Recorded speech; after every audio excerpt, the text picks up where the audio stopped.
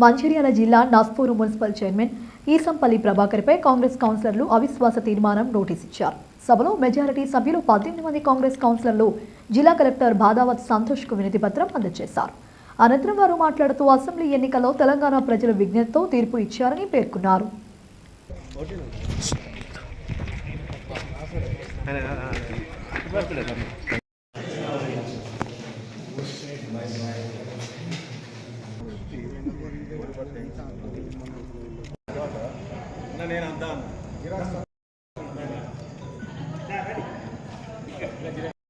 మొన్న జరిగినటువంటి తెలంగాణ శాసనసభ ఎన్నికల్లో రాష్ట్ర ప్రజలందరూ అత్యధిక మెజారిటీతోటి మరి కాంగ్రెస్ పార్టీని అధికారంలోకి తేవడం జరిగింది.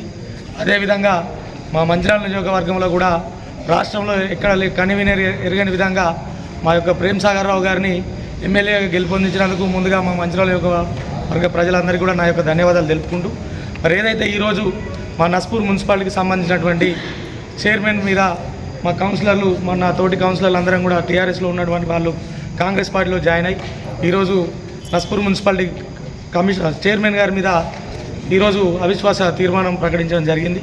మరి కలెక్టర్ గారు కూడా దీని మీద సానుకూలంగా స్పందించి రాష్ట్రాల్లో అవినీతి పాలనకు తెరబడిందనే సంతోషం మేము వ్యక్తం చేస్తున్నాం. ఖచ్చితంగా మా ప్రేమ్ సాగర్ రావు గారి నాయకత్వంలో ఖచ్చితంగా ఈ నస్పూర్ మున్సిపాలిటీని ఈ రానున్న రోజుల్లో ఖచ్చితంగా అభివృద్ధి పదంగా తీసుకెళ్తామని చెప్పేసి ఈ సందర్భంగా తెలియజేస్తూ మరి నాతో పాటు ఇక్కడికి వచ్చినటువంటి మా కౌన్సిలర్లందరికీ కూడా మా యొక్క కృతజ్ఞతలు తెలుపుకుంటూ ఖచ్చితంగా మా నస్పూర్ మున్సిపాలిటీ ప్రజలకు ఒకటే తెలియజేస్తున్నాం.